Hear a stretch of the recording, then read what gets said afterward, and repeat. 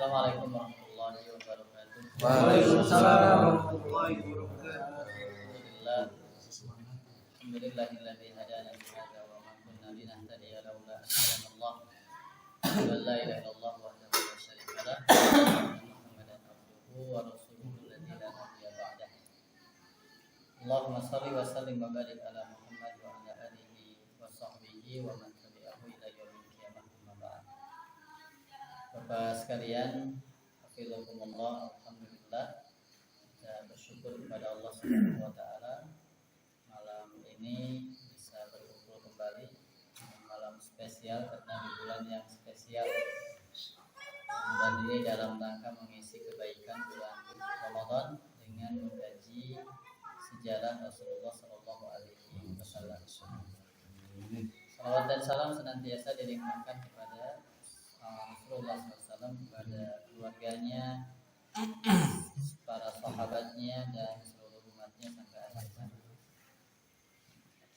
Baik, malam ini insya Allah kita akan bahas tentang perjalanan Rasulullah SAW ke Syam yang pertama. Nah, ke Syam itu 2 kali ya. Yang pertama, nanti yang kedua sebelum menikah dengan Siti Khadijah. Ketika berusia 12 tahun, Rasulullah diajak pamannya yakni Abu Thalib pergi ke Syam bersama kafilah dagang. Ketika sampai di Busra, beliau bertemu dengan seorang rahib yang terkenal dengan sebutan Bahira, atau di yang lain dengan menggunakan Buhairah. Ya, jadi ada yang membacanya dengan Buhairah, tapi juga ada yang Bahira. Rahib ini terkenal dengan ahli kitab yang taat dan mengetahui, menguasai kitab, menguasai Alkitab. Ketika menyaksikan kafilah dagang yang di dalamnya ada Rasulullah Shallallahu Alaihi Wasallam, kalau kelengkapan kisah yang kita bisa baca di dalam kitab Sirah Nabawiyah yang disusun oleh Al-Mubarakfuri. Ini hanya sedikit yang diambil dari Muhammad Ramadan Al-Bukhari. Biasanya rahib ini tidak keluar, jadi dia anteng dengan ibadah di tempat ibadah. Tetapi ketika menyaksikan kafilah yang di dalamnya ada Muhammad Sallallahu Alaihi Wasallam, lalu disaksikan oleh dia seakan pohon itu bersujud, maka rahib ini keluar. Ya, yang biasanya tidak suka keluar, rahib ini keluar lalu kemudian mendatangi kafilah, dan sampai akhirnya menjamu kafilah ini, dan terjadi dialog ya antara rahib ini dengan Abu Thalib. Nah, Abu Thalib ditanya oleh rahib ini, apa kedudukan anak ini? Kata Abu Thalib, saking cintanya, saking sayangnya, ini adalah anakku. Tapi kata rahib ini, tidak pantas anak ini masih punya ayah. Jadi rahib ini sudah tahu, tidak pantas anak ini masih punya ayah. Nah, maka kata Abu Thalib, ya, ini adalah anak dari saudara. Ya, anak dari saudara.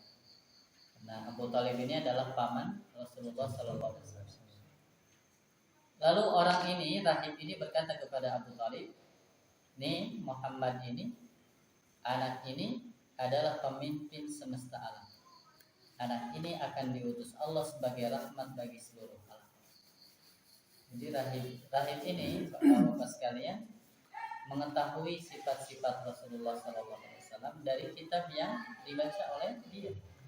Lalu ketika menyaksikan sebagaimana yang dia ketahui, lalu kemudian menyamakan sampai terjadi dialog dengan Abu Thalib, sampai akhirnya rahib ini meminta agar Abu Thalib kembali lagi bersama Muhammad dan tidak melanjutkan perjalanan. Jadi jangan lagi melanjutkan perjalanan, tapi kembali lagi lah ke Mekah karena takut gangguan dari pihak orang-orang Yahudi. Begitu. Ya. Baik. Berikutnya, memasuki masa remaja, Rasulullah mulai berusaha mencari rezeki dengan mengembala kambing milik penduduk Mekah. Selama masa mudanya, selain mengembala kambing, ada hal yang terjadi dengan Rasulullah ini. Rasul ya samalah pemuda. Masa remajanya, masa mudanya, dia juga memiliki awalnya keinginan yang sama dengan pemuda-pemuda lain, remaja-remaja lain. Tetapi Allah memeliharanya dari penyimpangan yang biasa dilakukan oleh pemuda seusianya, seperti berpura-pura, bermain yang tidak baik. Nah, pernah 2 kali Rasulullah SAW berniat untuk, ya kalau orang lain begadang gitu ya, dia mau ke Mekah, dia bilang ke temannya, aku titip ya kambing-kambingku, aku akan pergi. Ya, aku titip kambing-kambingku. Nah setelah itu tibalah di rumah pertama dan di Mekah itu sudah mulai terdengar ramai gitu, kayak musik didengar. Tapi baru di sana Rasulullah itu dibuat tertidur oleh Allah Subhanahu Wa Taala. Ditidurkan. Jadi dengar musik langsung tidur. Lain jajak. Nah sampai akhirnya dibangunkan oleh matahari, udah siang gitu loh. Lalu balik lagi kemudian bilang gimana malam gitu. Ya kata Rasulullah, ya saya tidak tahu apa, saya tertidur gitu. Dan itu dilakukan itu. Udah gitu kesempatan berikutnya sama juga, titip ya saya mau ini kan gitu. Artinya ya seperti itu. Hanya Allah Subhanahu Wa Taala menjaga beliau dari perbuatan-perbuatan yang menyimpang. Ya, nah baru setelah itu ya karena 2 kali melakukan hal yang sama sampai akhirnya tidur, dibikin tidur lagi oleh Allah Subhanahu Wa Taala, ya tidak ada lagi keinginan untuk melakukan hal tersebut. Ini adalah bentuk penjagaan Allah Subhanahu Wa Taala kepada Rasulullah Sallallahu Alaihi Wasallam. Nah, baik Bapak sekalian, hafizahumullah, kita bisa ambil ya pelajaran dari kisah-kisah yang pendek ini. Yang pertama, para ahli kitab Yahudi dan Nasrani memiliki pengetahuan tentang bi'tsah Nabi, tentang diutusnya Nabi. Dengan mengetahui tanda-tandanya dari kitab mereka. Jadi sifat-sifat Rasulullah, tanda-tanda Rasulullah itu ada di kitab-kitab mereka. Makanya kalau yang jujur itu tidak lama ngobrol dengan Rasulullah masuk Islam. Seperti yang terjadi dengan Abdullah bin Salam. Begitu juga dengan rahib ini. Dengan rahib ini ya dia jujur menyaksikan tanda-tanda itu ada pada diri anak tersebut. Ya, ini ngadak-ngadak lah rahib ya kan, ngadak-ngadak jadi keluar menjamu. Paginya tidak, dia sibuk dengan ibadah. Tapi ketika menyaksikan dari kejauhan Muhammad itu lewat, di dalamnya ada Muhammad, pohon-pohon seperti bersujud. Nah itu yang menunjukkan di antara irhas gitu ya, tanda-tanda kenabian sebelum Rasulullah diangkat menjadi Rasul. Di dalam ini surah Al-Baqarah ya. Iya, 146. Alladzina atainahumul kitaba ya'rifunahu kama ya'rifuna abna'ahum. Orang-orang Yahudi yang telah kami beri Alkitab, yakni Taurat dan Injil, Yahudi dan Nasrani, ya'rifunahu, mereka mengenal Nabi Muhammad itu kama ya'rifuna abna'ahum, sebagaimana mereka mengenal anak-anak mereka. Wa inna fariqam minhum la yaktumunal haqqa wa hum ya'lamun. Ini Allah mengabarkan, dan sesungguhnya sebagian di antara mereka menyembunyikan kebenaran, wa hum ya'lamun, padahal mereka mengetahui. Nah, Bapak sekalian, orang Yahudi ini sebetulnya sebelum Nabi Muhammad ya diangkat menjadi Rasul, dia senantiasa memohon kepada Allah akan datangnya Nabi, akan datangnya Rasul. Bahkan Aus Khazraj yang tidak pernah berhenti bertikai itu, mereka bilang kepada Aus dan Khazraj, nanti akan ada Nabi akhir zaman aku akan mengikuti Nabi itu, kami akan mengikuti dan berperang bersama Nabi itu, memerangi kalian dan mengusir kalian. Begitu. Jadi mereka sebetulnya memohon akan adanya Nabi yang dijanjikan. Tapi ketika Nabi itu ternyata bukan dari keturunan Bani Israel, ternyata Nabi akhir zaman itu dari keturunan Ismail, begitu, bukan dari Ishak. Nah, di sini akhirnya mereka tidak menyukai. Maka mereka ada yang menghilangkan, ada yang menyembunyikan sifat-sifat Nabi itu yang ada pada kitab-kitab. Maka Allah katakan layak tumunal haqqa wa hum ya'lamun. Mereka sungguh benar-benar menyembunyikan kebenaran, menyembunyikan tentang sifat-sifat Nabi Muhammad sallallahu alaihi wasallam. Padahal mereka mengatakan, ya. Nah, Bapak sekalian, Umar bin Khattab ini pernah bertanya kepada Abdullah bin Salam. Beliau pernah bertanya kepada Abdullah bin Salam,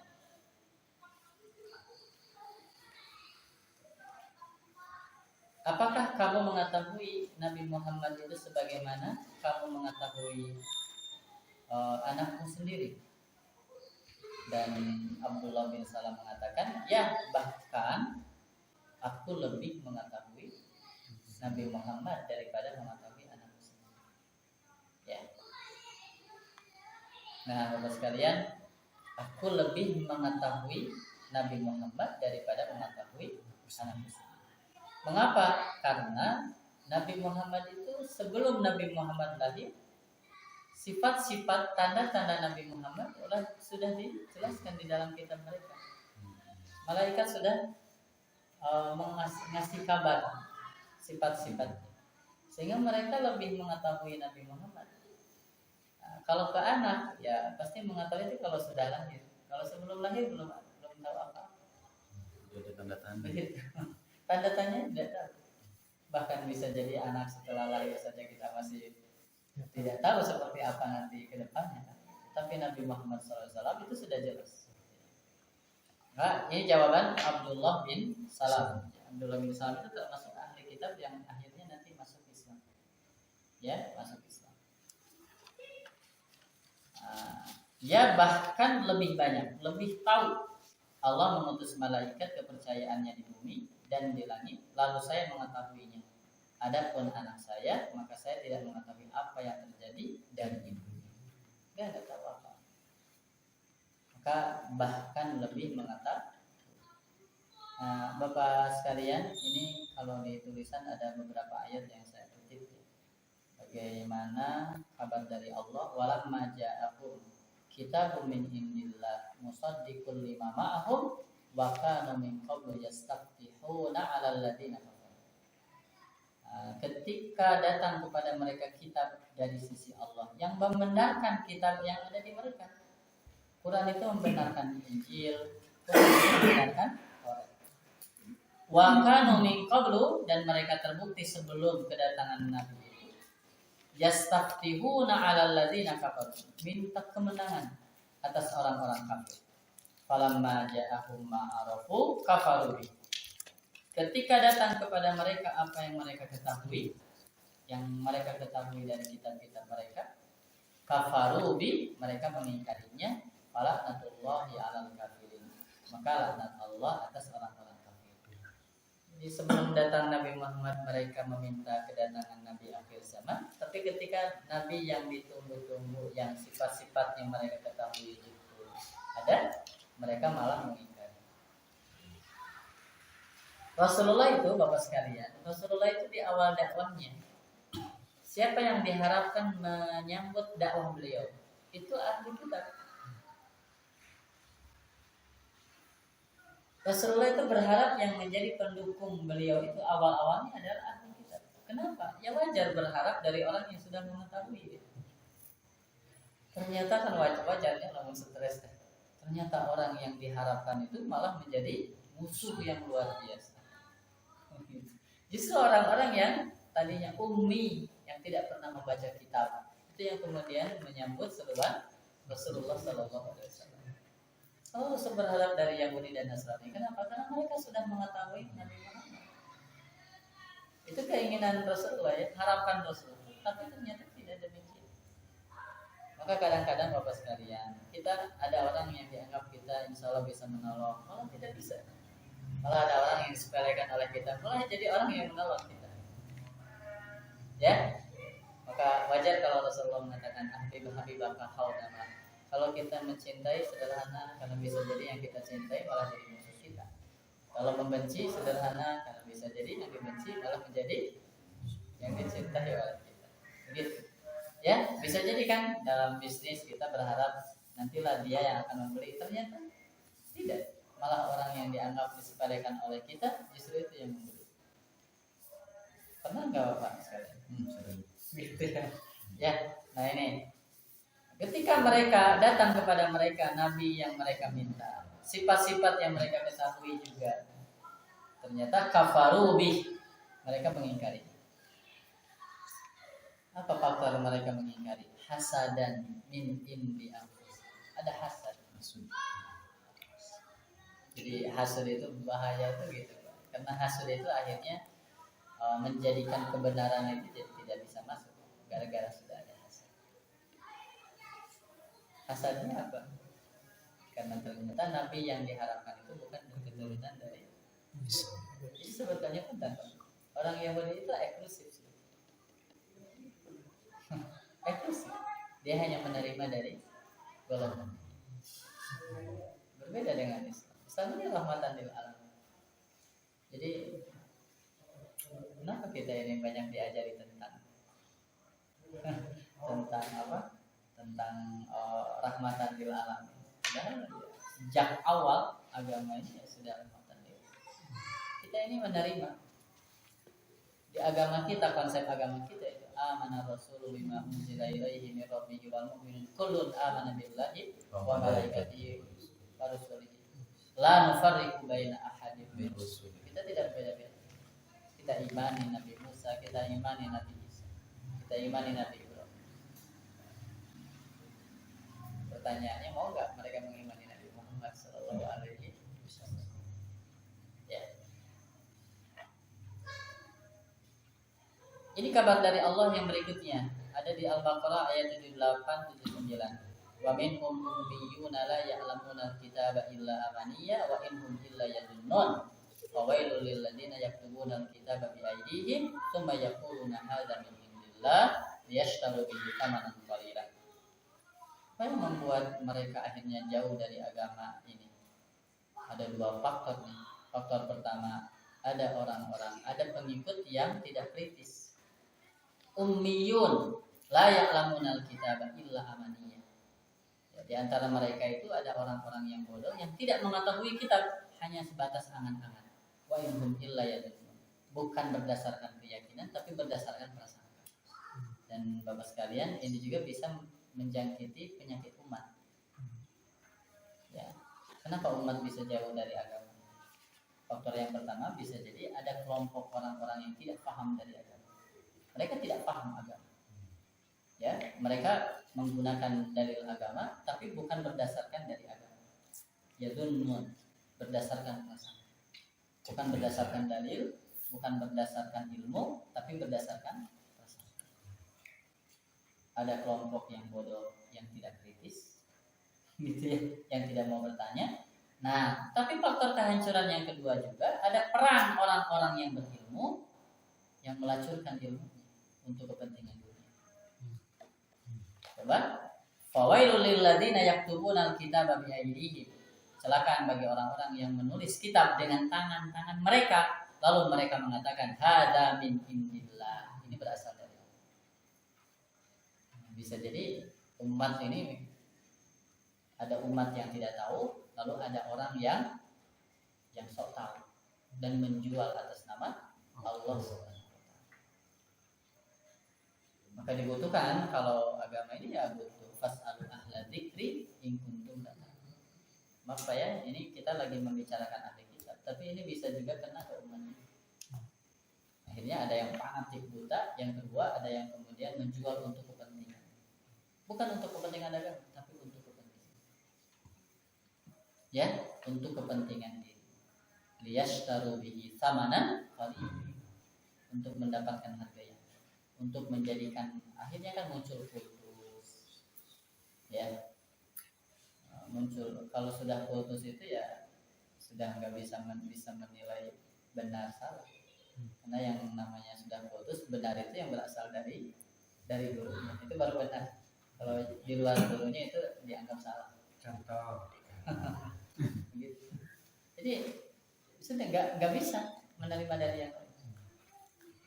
Saya kalau kemudian agama ini jadi disebutkan seperti itu, maka saya berharap begitu banyak ustadz yang kita kenal itu jadi hasanah keilmu.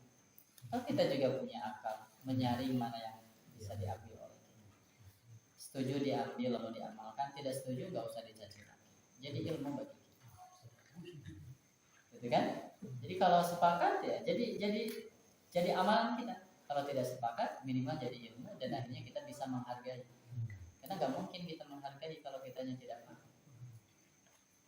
Ya, karena kita bisa jadi menemukan hal-hal yang orang-orang yang tekstual dengan pendekatan tekstual, tapi ada orang yang kemudian pendekatan konteks susah kok bertemu. Orang yang tekstual itu ya gitu, ada tidaknya gitu, ya kan. Apalagi yang dia khawatirkan tekstualnya itu hanya melihat satu dalil lalu tidak melihat dalil-dalil yang lain. Ya, apalagi kita juga ditambah tidak lagi menghargai ulama-ulama, dia hanya menghargai ulama. Ya, ulama kan beda-beda dalam menilai hadis saja pun berbeda. Dalam menilai hadis saja beda-beda. Satu hadis bisa didoifkan oleh satu ulama, bisa dikuatkan oleh ulama yang dengan standar yang berbeda. Begitu. Ya. Nah, jadi kalau saya lihat di 7, 8, 7, 9 ini ya bisa jadi yang menjadikan faktor kehancuran kita juga sebetulnya. Satu, ada orang yang bodoh yang tidak mau belajar, tidak kritis, memunculkan fanatik. Ya, yang kedua ada orang-orang yang berilmu, tapi dia tidak berbicara berdasarkan keilmuannya, dia berbicara hanya untuk untuk kepentingannya. Bisa jadi bahasanya bahasa kasarnya melacurkan ilmu. Dia tahu yang benar, tapi kalau bicara ini bahaya. Kalau bicara ini nanti saya bisa ditinggalkan, gitu kan ada ya. Bisa jadi kan ada orang yang kemudian takut ditinggalkan oleh jamaahnya, takut ditinggalkan oleh masyarakatnya, takut tidak dipakai lagi. Bisa begitu kan. Nah, jadi ini yang kedua. Alhamdulillah. Fawailul lahum mimma katabat aydihim wa wailul lahum mimma yaksibun. Kecelakaan bagi orang yang menulis dengan tangan-tangan mereka, dan kecelakaan bagi mereka atas apa yang mereka usahakan. Ya. Yang berasal dari Allah katakan dari Allah, yang berasal dari Rasul katakan dari Rasul. Kalau yang bukan katakan, termasuk ulama-ulama dulu itu ya saking hati-hatinya berkenaan dari Rasulullah karena takut membohong atau membohongi Rasulullah. Kalau mengatakan ini dari Rasul padahal bukan dari Rasul, kan itu mendustakan Rasul. Saking hati-hatinya mereka mengatakan jika hadis ini sahih. Begitu, ada bahasa jika hadis ini sahih. Artinya ketika tidak sahih dia siap melepaskan. Kalau yang masih diragukan jika hadis ini sahih. Salman Al-Farisi masuk Islam itu setelah melacak berita Nabi dan sifat-sifat dari Injil, dari para pendeta, dari ulama. Itu Salman Al-Farisi masuk Islam sudah tua, jalan dari Persia menuju Mekah, ternyata nabinya sudah pindah ke Madinah, jalan lagi ke Madinah. Dan Salman. Dan setelah sampai ke Madinah, Salman itu tidak langsung menyatakan, padahal kan sudah tahu itu ada nabi gitu. Tidak, Salman itu langsung karena dia sudah punya ilmu dari pendeta-pendeta sebelumnya di mana dia tinggal, maka ya dia cocokkan. Pertama, bawalah semacam kurma, ini sedekah dari aku. Nah, aku kemudian Rasulullah kan tidak makan. Rasulullah tidak makan sedekah. Satu benar. Yang kedua, besok datang lagi. Ini hadiah dari aku. Nah, ketika dikatakan hadiah, Rasulullah makan. Ini sudah dua. Karena yang dia dapatkan bahwa ciri Nabi itu, satu, dia tidak menerima sedekah. Yang kedua, dia menerima hadiah. Kata Rasulullah, kalaupun aku diberi hadiah cuma ceker, aku pasti akan terima hadiah. Jadi Rasul tidak menerima sedekah, tidak menerima zakat. Karena Rasulullah memberikan gambaran alasan ya, di antara zakat itu min awsakhin nas, kotoran manusia. Jadi Allah menjaga kemuliaan Rasulullah dan keturunannya, sehingga Rasul dan keturunannya, Bani Hashim, Bani Muthalib, keluarga Rasul itu tidak menerima zakat. Karena zakat itu kotoran min awsakhin nas. Maka untuk menjaga kemuliaannya Allah mengharamkan tidak. Jadi beliau menerima hadiah. Ini hadiah dari. Dan yang ketiga itu ada di belakangnya khatamun nabi, ya, tanda kenabian. Nah, untuk yang ada yang menceritakan untuk ke belakang kan banyak. Oh, dibuka gitu. Ada yang menceritakan sampai naik ke atas ingin lihat, dan Rasulullah diberitahu sampai ini dibukakan sedikit, baru tiga ini ilmu yang dia dapatkan dari ulama-ulama sebelumnya, dari kitab, dari ulama ahli kitab. Setelah dia temukan dia tidak menerima sedekah, dia menerima hadiah, ada khatamun nabi, baru kemudian menyatakan masuk Islam. Gitu. Padahal kan sudah ramai ya. Nabi Muhammad di Madinah itu sudah ramai karena Madinah itu sudah mayoritas muslim. Tapi Salman Al-Farisi kan tidak. Dia camakkan dulu dengan apa yang sebelumnya dia dapatkan. Kan Salman itu awalnya Majusi. Konfirmasi. Salman itu awalnya Majusi.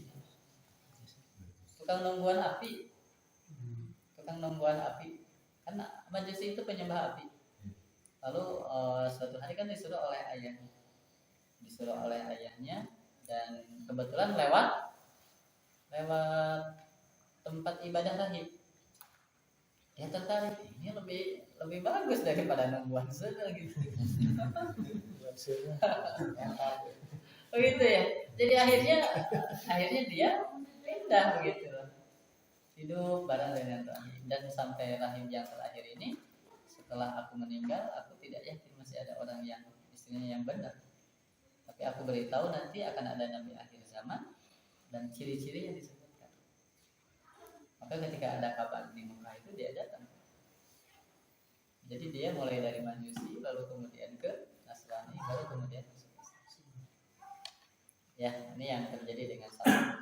Ini untuk menegaskan bahwa ahli kitab itu sudah mengetahui Nabi Muhammad.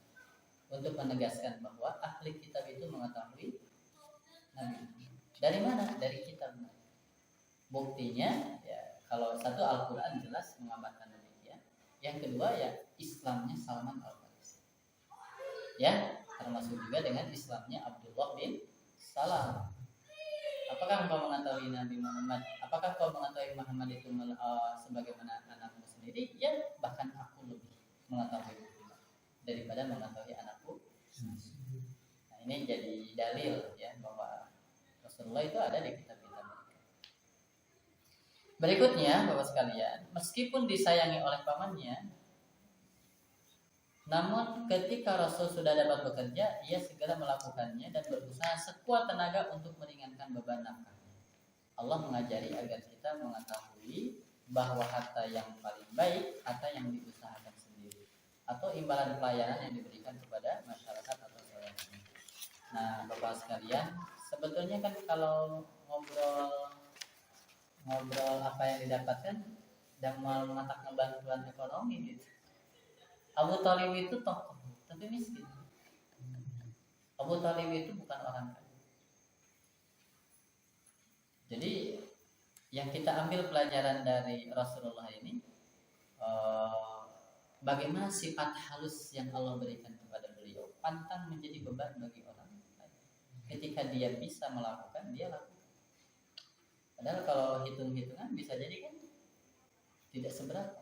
Tapi bagaimana kehalusan hati beliau dan ikhtiar untuk usaha setelah bisa melakukan usaha. Nah itu. Nah sekaligus pelajarannya seakan Allah ingin memberitahu bahwa harta yang paling baik itu adalah harta yang diusahakan oleh sendiri, bukan harta yang didapat dari orang, tapi harta yang diusahakan. Bisa diusahakan, bisa kita jasa seperti konsultan dan sebagainya, karena dia ada usaha gitu ya. Nah termasuk Nabi Daud alaihissalam itu kan bekerja dengan tangannya. Berapa istri Nabi Daud? Tahu istri Nabi Daud berapa?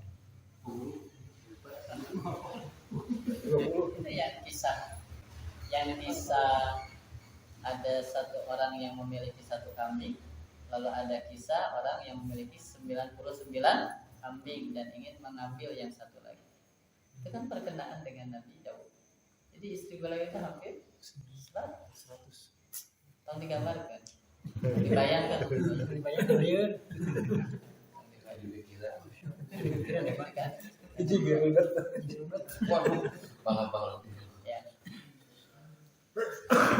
Ya kan, ketika ada kasus yang datang kepada Nabi Daud, ada yang punya satu kambing, tapi yang satu ini malah ingin dimiliki orang yang 99. Begitu. Karena Nabi Daud kan ingin menikahi ada satu, dan si wanita ini ya sebetulnya istri dari prajuritnya yang sedang berperang, gitu ya. Lalu kemudian malaikat untuk menyadarkan datang dalam bentuk manusia, lalu kemudian bersengketa yang minta minta hukum, minta keputusan. Ya sesungguhnya ya sebetulnya bukan minta keputusan, tapi begitulah cara Allah untuk menegur Nabi Daud alaihissalam. Nah di dalam kitab ini Riyadhus Shalihin itu termasuk Nabi Daud alaihissalam, dia bekerja dengan tangannya. Nabi Daud itu bekerja karena dia bisa besi itu jadi lunak. Jadi dia bikin baju-baju besi, baju perang, lalu kemudian dijual. Maka kalau dulu lagi di pondok itu suka ada doa Allahumma layyin kamalayan kal hadi dari Daud alaihissalam. Ya Allah lunakkan sebagaimana kau lunakkan besi bagi Nabi Daud.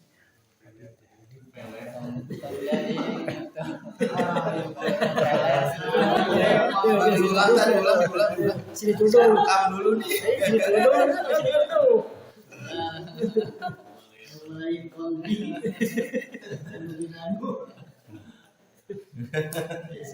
Ya bagus lah kalau melayan kolbi itu berarti ya Allah lunakkan hati. Allah kemarin kolbi. Kala-kalayin kolbaan gitu.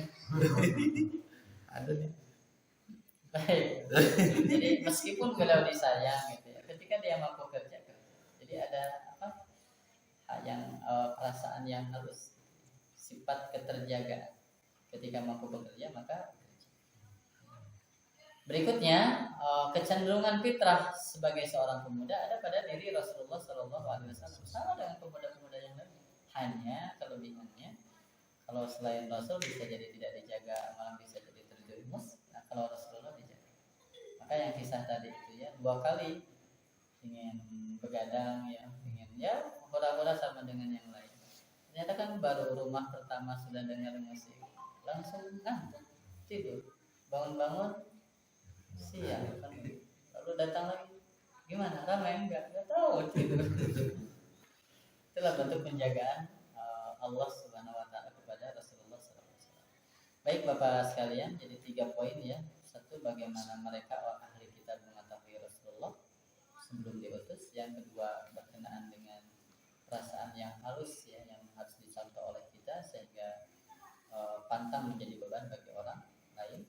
Yang ketiga ya fitrah Nabi ya sama. Nabi itu sama manusia biasa. Nah, tetapi yang membedakan adalah bagaimana penjagaan Allah kepada Rasulullah Shallallahu Alaihi Wasallam sehingga tidak terjerumus ke dalam hal-hal yang diharamkan oleh Allah Subhanahu Wa Taala. Baik, sudah cukup kayaknya 9:30. Ustaz boleh bahas? Ya, Assalamualaikum warahmatullahi wabarakatuh. Waalaikumsalam. berkenaan dengan kan ada 4 kitab yang diturunkan oleh Allah kepada Rasulnya. Taurat kepada Nabi Musa, Zabur kepada Nabi Daud, Injil kepada Nabi Isa, dan Al-Quran kepada Nabi Muhammad. Ada 2 pertanyaan. 1, umat yang taat pada zaman Isa ke belakang, Injil, Taurat, Zabur, dan belum hadir zaman Nabi Muhammad, apakah itu disebut umat yang ahli surga? Artinya karena mengikuti tuntunan wahyu yang diturunkan melalui Alkitab itu.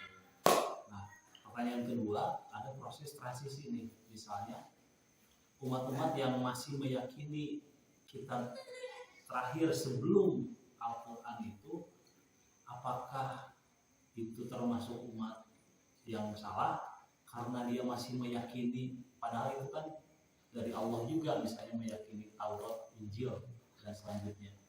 Nah, 2 pertanyaan itu, umat itu berada di mana dalam ketaatan kepada Allah? Yang pertama, orang yang ketika zaman Nabi Musa lalu mengikuti Nabi Musa, dia muslim. Orang ketika zaman Nabi Isa, dia mengikuti Nabi Isa, dia muslim. Dia mukmin, dia muslim. Ya, jadi jawabannya begitu. Apakah dia ahli ilmu? Dia ahli ilmu. Orang yang pada zaman Nabi Musa lalu mengikuti ajaran Nabi, maka dia mukmin. Orang ketika Allah mengutus Nabi Isa lalu kemudian mengimani Nabi Isa, maka dia mukmin. Dia mukmin, dia muslim. Bagaimana kalau setelah Nabi Isa tidak ada, Nabi Musa tidak ada, lalu kemudian Allah mengutus Nabi Muhammad Shallallahu Alaihi Wasallam? Rasulullah mengatakan, "Wallahi lau kana ahli Musa hayyan." Ketika Umar bin Khattab bawa ringkasan Taurat, ya, kata Rasulullah, demi Allah seandainya Musa itu saudaraku, saudara Nabi, saudaraku masih hidup, wattaba'tumu, kalian mengikuti Nabi Musa. Apa kata Rasul? La dolaltu, sungguh kalian tersesat. Begitu. Ya, dalam redaksi yang lain, la halalahu illa ayyattabi'an, tidak halal bagi Musa kecuali mengikuti aku. Maka kalau Bapak yang meyakini Nabi Isa nanti turun lagi, Nabi Isa nanti turun, dan yang membunuh Dajjal. Itu kan Nabi Isa itu turunnya di Palestina. Lalu kemudian subuh ikut berjamaah subuh. Nabi Isa itu kan dipersilakan jadi imam. Tetapi Nabi Isa itu ini menunjukkan Nabi Isa mengikuti syariat Nabi Muhammad. Kenapa? Karena upami dina ieu mah masing-masing Nabi Rasul sebelumnya itu memiliki batas waktu dan batas wilayah. Nabi Ibrahim dengan Nabi Lut itu kan bersaudara, masih bersaudara, dan mereka punya wilayah. Wilayah Nabi Ibrahim, wilayah Nabi Lut. Ada kaum yang beriman kepada Nabi Ibrahim, ada yang beriman kepada. Jadi yang sebelumnya itu punya wilayah dan punya batas waktu. Sedangkan Rasulullah tidak. Wa ma arsalnaka illa kafatal linnas. Tidaklah kami mengutus engkau kecuali untuk seluruh manusia. Wa ma arsalnaka illa rahmatan lil alamin. Itu yang membedakan syariat Nabi Muhammad dengan syariat nabi-nabi sebelumnya. Ya, jadi ada batas waktu dan ada batas wilayah. Sedangkan Rasulullah tidak ada batas waktu sampai hari kiamat. Karena memang settingan Allah dengan dakwah Nabi Muhammad itu adalah akhir zaman. Nabi akhir, setelah Nabi berarti tidak ada lagi syariat baru. Begitu. Ya. Nah, contoh kasus nanti ada orang-orang Najran datang. Nasrani datanglah kepada Rasulullah SAW. Sengaja. Kemudian ngobrol sebentar, setelah itu menyatakan asyhadu an la ilaha illallah wa asyhadu anna Muhammadan. Itu kan Abu Jahal marah, Abu Jahal, Abu Lahab, tokoh-tokoh Quraisy marah. aku tidak pernah melihat orang sebodoh kalian. Baru duduk sebentar dengan Muhammad, kamu sudah berubah agama. Padahal Nasrani Najran itu bukan merubah keyakinan, bukan pindah agama, bukan. Dia melanjutkan episode agama. Tapi mereka itu bukan berubah keyakinan, bukan. Dia melanjutkan keyakinan yang sebelumnya. Apa yang menghantarkan dia mendatangi Nabi Muhammad? Kitab yang dia baca. Maka setelah sama cocok antara yang dia baca dengan apa yang ada pada Muhammad, tidak lama dia menyatakan masuk Islam. Jadi bukan pindah agama, dia melanjutkan episode agama. Ya, nah, jadi tapi Bapak sekalian kan kembali karena pemahaman dan sebagainya, ya kita ujung-ujungnya langsung dihukum. Ya hari ini kan kita kenal ada Nasrani, ada Yahudi dan sebagainya. Tapi dalam keyakinan kita seperti itu. Dalam keyakinan kita seperti itu. Kita tidak membeda-bedakan nabi-nabi, kita tidak membedakan kitab-kitab. Semua kitab yang berasal dari Allah kita yakini. Gitu ya. Semua rasul yang diutus oleh Allah kita yakini. Hanya ya, Allah sendiri kan sudah memberikan ini loh episode terakhir unlimited gitu. Yaitu syariat Nabi Muhammad SAW. Nah, maaf sederhananya, lamun aya mobil tahun 60 jeung mobil tahun 2020 kilo bade miring mana? 2020 kilo. Nah, mobil 2020 kilo itu tidak bisa dihilangkan begitu saja episodenya dari 2060 dari 60 nggak bisa. Karena kan perkembangan terus sampai ini disempurnakan. Iya kan? Ya, jadi nggak bisa sejarah itu diputus gitu. Nah, termasuk dakwah Islam juga nggak bisa diputus hanya dimulai dari Rasulullah, nggak bisa. Hari ini umat ini ya sama episode dari Nabi Adam, episode dakwah awal dakwah Nabi Nuh, gitu kan? Kemudian Nabi, contohnya Ibrahim, Nabi Musa, Nabi Isa, Nabi Muhammad, ini tidak bisa dipisah. Begitu. Ya, jadi bangunan Rasul kan menceritakan Islam yang dibawa oleh Rasulullah itu seperti satu bangunan yang sempurna, tinggal satu batu bata. Coba kalau batu bata ini sudah dipasang di sini, sempurna sudah. Gitu kan? Nah, kata Rasul, dan akulah batu bata. Artinya bangunan ini bukan bangunan baru, bangunan yang sudah Allah tanamkan sejak Nabi Adam, sejak dakwah Nabi Nuh alaihi salam, cuma disempurnakan utuhnya pada zaman Rasulullah SAW. Jadi makanya kalau kitab-kitab itu terjaga dari tangan-tangan manusia, kan tadi dikatakan fawailul lil ladzina yaktubuna al-kitaba bi aydihim.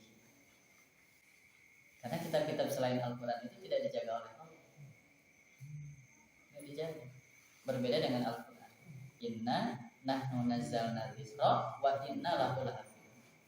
Kalau kitab yang lain tidak dijaga, maka bisa leluasa untuk merubah sesuai dengan kepentingan. Perjanjian lama, perjanjian baru ya. Dan Al-Quran itu Bapak sekalian jadi muhaiminan, jadi batu uji. Kalau ada kitab, kita dapat kitab sebenarnya untuk menjelaskan apakah kitab ini asli atau tidak, sesuai tidak dengan Allah. Kalau tidak sesuai berarti sudah ada tangan-tangan manusia. Gitu. Ya. Nah, baik Bapak sekalian, sebetulnya bagian bab akidah ini saya lebih suka di internal kita orang-orang Islam.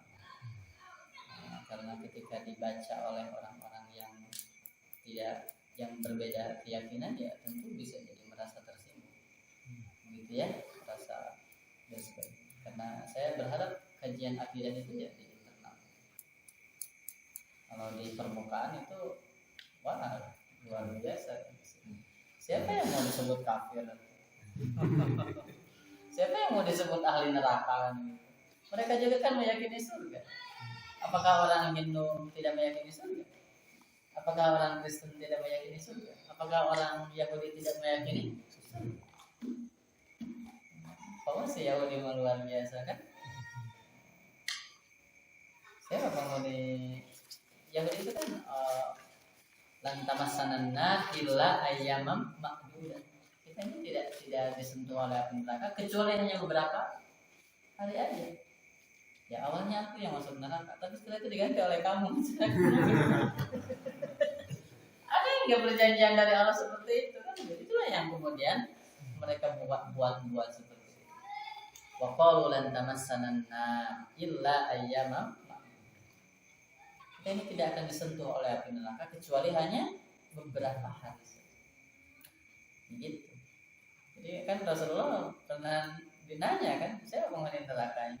Ya, saya beberapa hari kami. Tapi setelah itu diganti oleh kamu. Begitu ya. Baik, Bapak sekalian, seperti ini ya. Insyaallah mudah-mudahan ada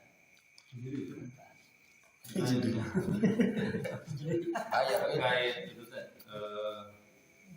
beberapa yang mengetahui ahli kitab itu kan ya kemudian dia merubah gitu ya keyakinannya karena hasud gitu. Jadi ternyata memang bukan sampai seolah yang sekarang itu terjadi mewarisi yang sudah ada gitu. Kan kalau kita melihat realita di masyarakat sekarang itu seolah ini peristiwa yang berulang gitu. Jadi berbul fikri yang tadi kata Ustaz kemudian mereka memutuskan buat kepentingan dunia mereka gitu. Apalagi dengan propaganda sekarang di media sosial yang semakin gencar gitu sehingga mengaburkan hakikat yang sebenarnya. Nah lalu bagaimana sikap kita seharusnya gitu karena mungkin orang awam itu dia akan melihat sesuatu yang benar dari apa yang disampaikan oleh propaganda itu. Ya. Ini Bapak, jadi kerjaan yang namanya Ghazul Fikri itu kan sistemik, tertata, rapi, dan itu waktunya dan itu dilakukan oleh orang-orang yang kuat terhadap orang-orang yang itu waktunya lama. Yang berarti bagian kita juga ya pemikiran itu harus dilawan dengan pemikiran. Gak bisa kemudian jadi emosi langsung setia. Maka jihad itu ya saya senang dengan bahasa jihad itu ya sebanding ekonomi lawan ekonomi, pendidikan lawan pendidikan, nah termasuk pemikiran lawan pemikiran. Nah termasuk bagaimana kita ini mencerdaskan dan merubah mindset masyarakat. Nah ada orang yang tadi kan ini dua kelompok ini, satu kelompok fanatik yang tidak dibangun oleh ilmu, cuma fanatisme yang buta. Yang kedua orang-orang yang berilmu tapi dia hanya untuk mempertahankan kepentingan dunia dan membodohi orang-orang yang tadi tidak berilmu. Padahal kita tahu bahwa Islam ini kan ayat pertamanya iqra, baca. Maka saya ini dakwah itu ya dakwah yang mencerdaskan, dakwah yang mencerdaskan. Ya sampaikan aja gitu. Adapun nanti dia menerima termasuk minta maaf ya kalau dalam bab fikih saya lebih suka ya sampaikan aja. Ini loh yang kunut ini yang tidak benar ya sampaikan. Ini dalil tidak kunut, ini dalil kunut. Sampaikan ini ulama mengatakan ada kelemahan di sini. Sampaikan gitu. Tapi fair berdasarkan keilmuan. Setelah itu biarkan mereka menilai. Kenapa yang namanya disalah-salahkan? Orang salah lagi disalahkan ngambek. Maka bagaimana ilmu itu sampai dulu kepada mereka? Ilmu itu sampai dulu kepada mereka. Dan jangan melakukan perubahan tanpa ilmu sampai terlebih. Dan itu gejolaknya luar biasa. Tapi kalau ilmunya sampai, dan ini adalah tugas orang-orang yang berilmu. Tugas orang-orang yang berilmu sampai. Terutama dalam kajian-kajian yang sensitif di tengah-tengah masyarakat masih jadi perdebatan. Ya, nah, dalil-dalil contohnya ini dalilnya, ini dalilnya. Nah, kalau kita ada kecenderungan ya sampaikan. Atau kita ngambil pendapat ulama, tapi menurut ulama ini ada kelemahan di sini, sisi kelemahan. Sampaikan. Itu kan enak dan itu saya pikir lebih mencerdaskan daripada kemudian mendoktrin. Ya, kalau sudah doktrin itu udah repot oke, karena akhirnya ya nanti jadi susah untuk menerima dari yang lain. Berbeda dengan keyakinan. Kalau keyakinan ya doktrin, tapi kalau pemahaman selama ini kan kadang-kadang berbeda di hal-hal yang berbeda dalam kurunya. Jadi kalau saya masyarakat inilah harus kemudian kita cuma mencerdaskan masyarakat bukan perkara mudah, karena tadi kan ada sudah fanatisme dengan keorganisasian, fanatisme dengan madhab, fanatisme dengan luar biasa. Dan itu jangan pikir mudah untuk merubah itu. Kalau saja mereka mau duduk saja itu sudah luar biasa, betul Pak? Ya, kalau saja mau duduk mau mendengar itu sudah luar biasa. Urusan setelah mendengar nanti dia robah tidak robah itu bukan, tapi awalnya adalah bagaimana mereka mau duduk saja itu bisa duduk saja luar biasa. Kan dia mau tanya sana nong, itu nong saya masuk kalau dia supaya yang nongol kan gitu lah. Nah, iya kan? Nah, jadi Bapak sekalian, maka di sini lah bagaimana seorang kalau orang-orang yang memiliki keinginan biar masyarakat itu mau belajar, nggak bisa ujung-ujung diajarkan. Tapi bagaimana membuat ikatan jadi cair, mau ngaliwat dengan ngaliwat, ngaguais dengan ngaguais. Yang penting nggak ada ikatan saja dulu. Nggak bisa ujung-ujung ke hati canya lambung kemudian dipepatah. Berapa itu? Dan dia juga sudah punya keyakinan. Begitu. Jadi kalau saya Bapak sekalian, kalau saja dia mau duduk saja itu sudah hebat. Mau duduk saja itu sudah hebat. Nah, berarti kan tugas kita bagaimana menjadikan mereka mau duduk saja. Ada di doa. Karena setelah Allah tadi. Karena setelah duduk, proses setelah duduk, punten Pak, dari mendengarkan itu tidak otomatis berubah. Menimbang dulu. Contoh, saya kan ada laporan.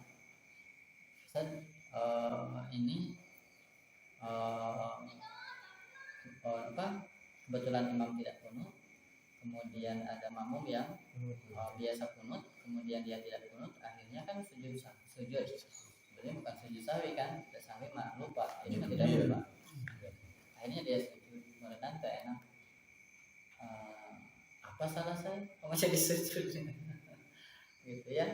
Yang ini dengan keilmuan seperti ini, yang ini sampai akhirnya kan akhirnya tidak mau berjamaah. Gitu ya. Jadi lamun imam nanti kunut jadi itu berjamaah. Saya salah-salahan masalah oke kan begitu. Nah, jadi coba kalau kemudian dibahas secara utuh begitu.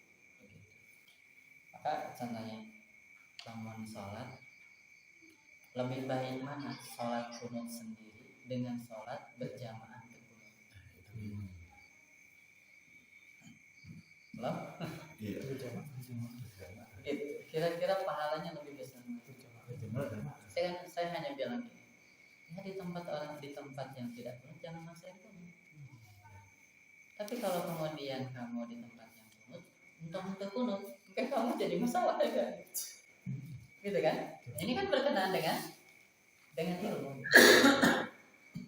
Maka ketika biasa tidak kunut, kemudian saya hanya pertanyaan itu kan secara dalil kan selesai Pak. Nunggu kunut ayat dalilnya gitu. Itu nggak kunut ayat dalil.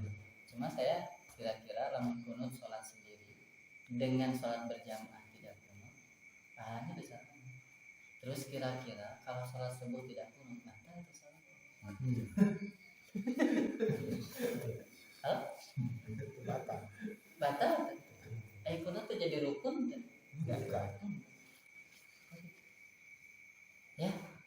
Nah, ngaji mah bagi ya. Baik Pak, jika Sahur. Betah teuing. Assalamualaikum.